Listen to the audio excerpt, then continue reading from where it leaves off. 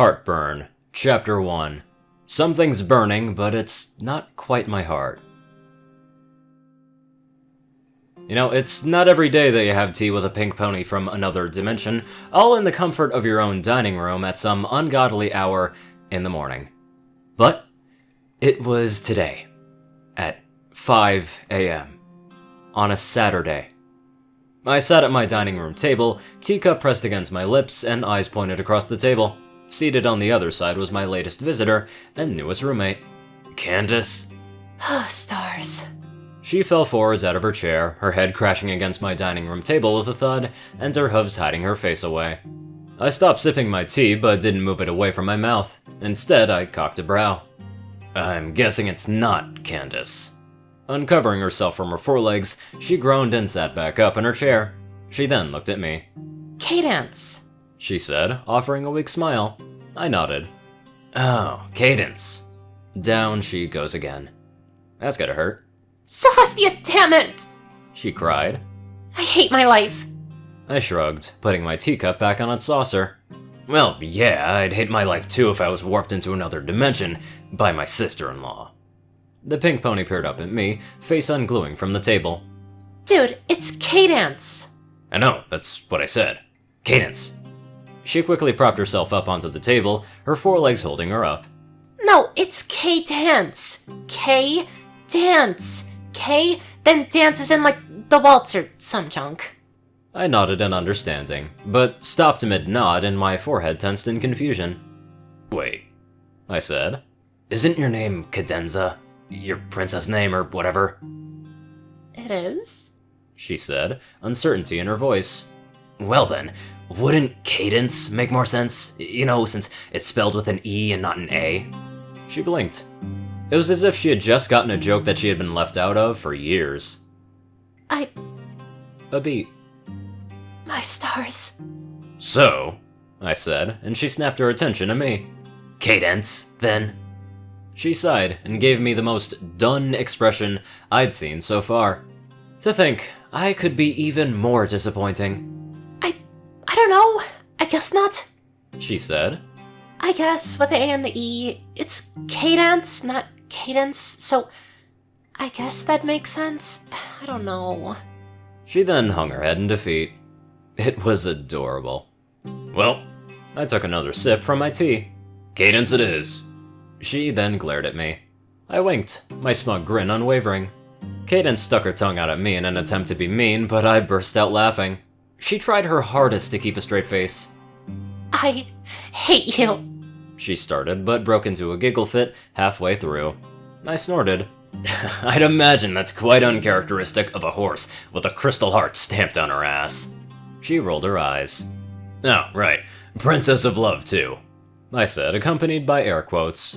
She then shrugged. You'd be surprised. Different kind of love anyways. My grin grew wider.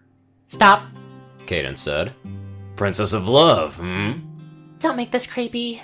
Does that mean... Finish that and I pierce your testicles with 1,000 crystal needles. I stopped, eyes widened and face pale. Huh. She said in triumph. I thought so. Note to self, Pretty Pink Pony has the ability to pierce you dead with crystals. Be afraid. Be very afraid. Anyways, I said awkwardly, then taking an even more awkward sip from my teacup. Reminds me why you're here again. She pressed her lips in a fine line and rubbed the back of her neck with one of her hooves. Right. That. She rolled her shoulders back and exhaled.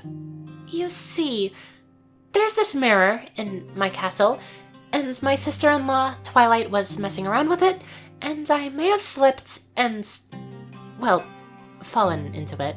Right, you told me that part, I said.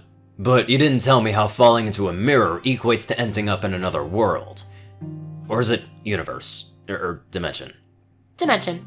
Cadence confirmed. And it's half a mirror and half an interdimensional portal. My eyes fluttered, then a stare. So, you just keep a mirror that happens to be, what, an interdimensional portal, laying about? No guardrails, no caution tape, it just kinda sits there? She moved a hoof to cover her newly formed blush.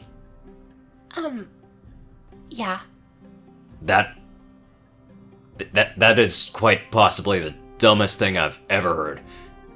Wow, that sounds like one of those ridiculous things thoughtless cartoon characters do. Her eyes narrowed even more. What? Not wrong. Cadence relinquished another sigh. Anyways, usually it would send me to our nearest dimension, one other ponies have visited before. But since Twilight was messing with things this time, I guess it just didn't. I leaned in. So, I'm stuck here until the portal opens back up, what should happen where it initially did. Yeah, my bad. Let's not talk about it. I chuckled, grin restored. But yes, the portal should open back up in your bedroom, specifically the tacky mirror above your bed. What? Hey, it's not tacky. Okay, who has a mirror above their bed? I do, I said, crossing my arms and grumbling under my breath. Right. Cadence snarked. Anyways, knowing Twilight, I'll be saved in no time. Yeah, saved. Yes, saved from a hairless ape that can conveniently speak equestrian, but is also tragically stupid. She smirked devilishly. I scoffed. Please, I'm not gonna take anything from a unicorn who tripped into a mirror of trans-dimensional travel, and thought it was a good idea to leave it out in the open in the first place. Hoof tapping the table, she narrowed her eyes. Yeah. A pause. Wait, did you say unicorn? Sipping my tea, I nodded slightly. Well, if you didn't notice. She flapped open a pair of wings, pink feathers with a fading purple on the tips. I'm not. I remained stoic for a moment. So, you're a winged unicorn. Cadence frowned. No, I'm an alicorn. The wings and the horn. My face contorted in confusion. Acorn? That has to mean something totally different in horse talk. She unleashed a sharp sigh and pressed her hooves against her temples. Alicorn. Hey, I'm not judging you if you're an acorn. I'm open to anything right now. I mean, hell, there's a talking unicorn having tea with me. She narrowed her eyes at me. No, acorn, I'm sorry. Alicorn! She shouted, throwing her hooves to the sky frantically. Allah's corn? What? My still rather hot tea splashed all over my face right then and there, my eyes included, and my teacup was wrapped in a crystal blue aura. Why? What the hell? Cadence then growled. I'm done with this. Where do you keep the good scotch? She hopped off the chair and walked into the kitchen.